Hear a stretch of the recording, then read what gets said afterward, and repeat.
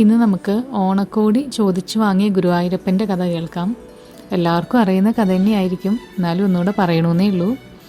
വളരെ വർഷങ്ങൾക്ക് മുമ്പ് മല്ലിശ്ശേരി മനയിൽ ഒരു കൃഷ്ണൻ നമ്പൂതിരി ഉണ്ടായിരുന്നു.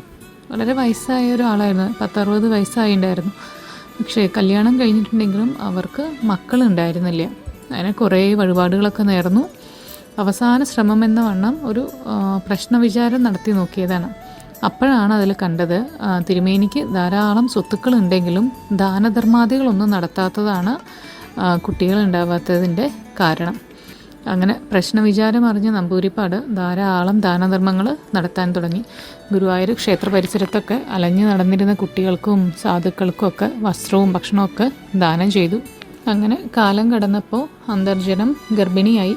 സന്തോഷവാനായ തിരുമേനി ഗുരുവായൂരപ്പന് പല വിശേഷ വഴിപാടുകളും കഴിച്ചു. അതുപോലെ തൻ്റെ വംശപരമ്പര നിലനിർത്താൻ തനിക്ക് ഒരു പുത്രസന്താനത്തെ തരണം എന്ന് അദ്ദേഹം ഗുരുവായൂരപ്പനോട് അകമഴിഞ്ഞ് പ്രാർത്ഥിക്കുകയാണ്. കൂടാണ്ട് ആ ഉണ്ണിക്ക് കൃഷ്ണൻ എന്ന് പേരിട്ട് വിളിക്കാമെന്നും കുടുംബത്തിലെ എല്ലാ തലമുറയിലും ഉണ്ടാകുന്ന ആദ്യത്തെ പുരുഷ സന്താനത്തിന് കൃഷ്ണൻ എന്ന് നാമകരണം ചെയ്യണമെന്ന് വ്യവസ്ഥയും ഉണ്ടാക്കി വെച്ചു. അതിപ്പോഴും തുടർന്ന് വരുന്നുണ്ട്. ഏതായാലും തിരുമേനിയുടെ പ്രാർത്ഥന ഫലിച്ചു. ചിങ്ങത്തിലെ തിരുവോണത്തിന് അദ്ദേഹത്തിന് ഒരു പുരുഷ സന്താനം ഉണ്ടാവുകയും കൃഷ്ണൻ എന്ന് നാമകരണം ചെയ്യുകയുണ്ടായി. തുടർന്നും അദ്ദേഹം ദാനധർമ്മങ്ങളൊക്കെ നടത്തി പോന്നു. പാവപ്പെട്ട കുട്ടികൾക്ക് ഉണ്ണിയുടെ പിറന്നാൾ ദിവസം ഓണക്കോടി വിതരണം മുടങ്ങാതെ നടത്തി. മല്ലിശ്ശേരി ഉണ്ണി വളർന്ന് ഉപനയനം നടത്തേണ്ട സമയമായി. ചിങ്ങമാസത്തിൽ ഓണസമയത്താണ് ഉപനയനം നിശ്ചയിച്ചത്. ആ സമയം പതിവായി ക്ഷേത്ര പരിസരത്ത് അനാഥ കുട്ടികൾക്ക് വാങ്ങിക്കുന്ന ഓണക്കോടിക്കൊപ്പം സ്വന്തം ഉണ്ണിക്കായിട്ടും ഒരു മേൽത്തരം പാവുമുണ്ട് കൂടി അദ്ദേഹം വാങ്ങി. ദാനധർമ്മങ്ങളൊക്കെ നടത്തുന്നുണ്ടെങ്കിലും സ്വന്തം ഉണ്ണിക്ക് വാങ്ങിയത് ഒരു മേൽത്തരം പാവുമുണ്ടായിരുന്നു. എന്നാൽ ഇത് ശ്രീലകത്തിരിക്കുന്ന സാക്ഷാൽ ഉണ്ണിക്കണ്ണ് ഇതെല്ലാം കാണുന്നുണ്ടായിരുന്നു. ഈ മുണ്ട് തനിക്കും കിട്ടണമെന്ന് ഭഗവാനും ചിലപ്പോൾ വിചാരിച്ച് കാണും. അങ്ങനെ കോടി വിതരണം നടത്തുന്ന ദിവസമെത്തി.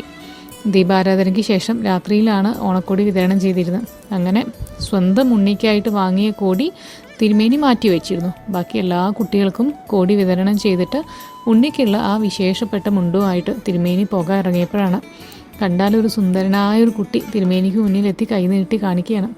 ശ്രീത്വമുള്ള മുഖം, തിരുമേനിയുടെ പുത്രൻ്റെ അതേ പ്രായം. എന്താ ഇത്ര വേഗം പോകാറായോ? നട അടച്ചില്ലല്ലോ, എൻ്റെ മുണ്ട് എവിടെ എന്ന് ചോദിച്ചിട്ടാണ് ആ കുട്ടി തിരുമേനിയുടെ നേർക്ക് കൈ നീട്ടണത്.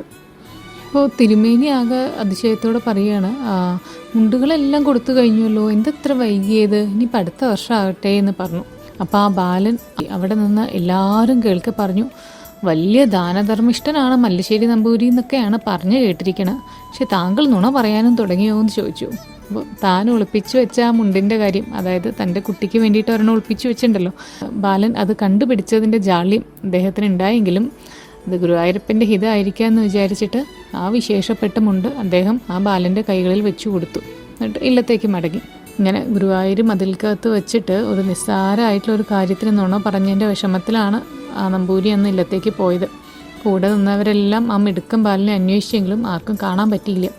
പിറ്റേ ദിവസം രാവിലെ നിർമ്മാല്യത്തിന് മല്ലിശ്ശേരി തിരുമേനി ഉൾപ്പെടെയുള്ളവർ അവിടെ വന്നെത്തിയിട്ടുണ്ടായിരുന്നു. നട തുറന്നപ്പോഴാണ് അതാ ഉണ്ണിക്കണ്ണൻ്റെ കയ്യിൽ തലേ ദിവസം മല്ലിശ്ശേരി തിരുമേനി കൊടുത്ത അതേ പാവമുണ്ട്.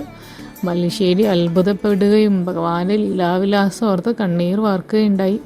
ഭഗവത് ദർശനവും ആത്മസാക്ഷാത്കാരവും ലഭിച്ച നമ്പൂതിരി അധികം താമസിയാതെ തന്നെ ദിവംഗതനായി. ഈ മഹാ അനുഭവത്തിൻ്റെ സ്മരണ നിലനിർത്തിയിട്ടാണ് ഇന്നും മല്ലിശ്ശേരി ഇല്ലത്തെ മൂത്ത ആൺകുട്ടികൾക്ക് കൃഷ്ണൻ എന്നാണ് പേരിട്ട് വരുന്നത്. ഗുരുവായൂരപ്പൻ്റെ കാരണപ്പാടിൻ്റെ സ്ഥാനം ഇന്നും മല്ലിശ്ശേരി നമ്പൂതിരിമാർക്ക് മാത്രം അവകാശപ്പെട്ടതാണ്.